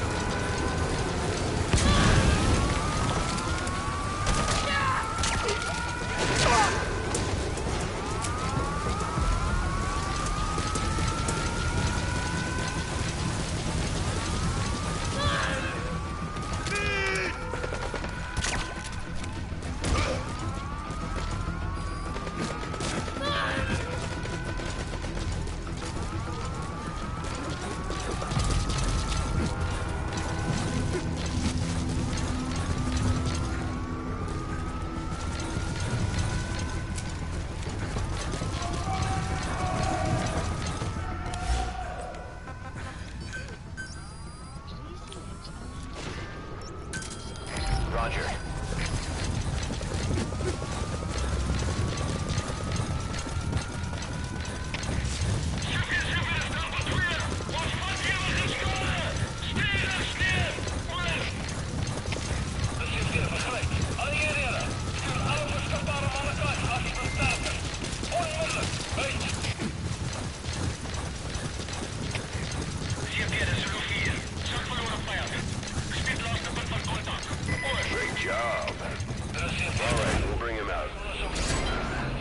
About the kids.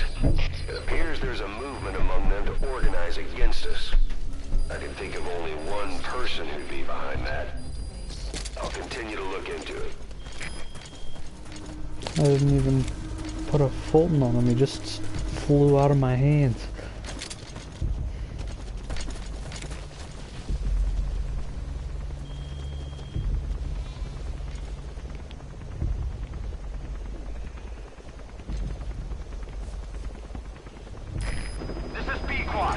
Arriving shortly at LZ.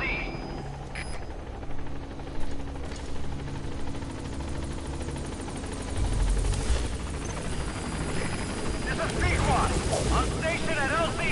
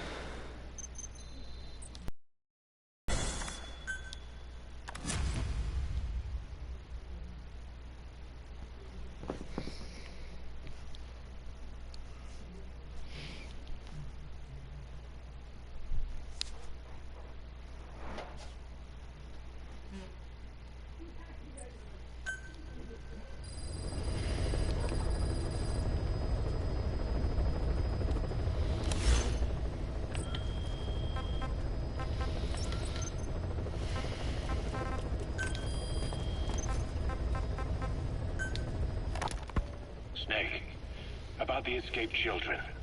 Eli confessed. The way he tells it, they wanted to go back to the battlefield.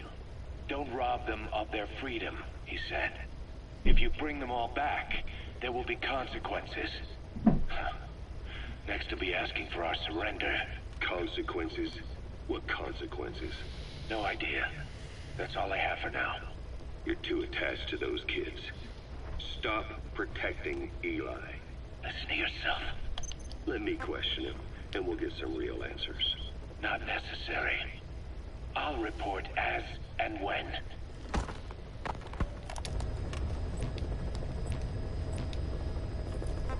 I'm going to bed. 3 hour stream, that's good enough for me. Good night.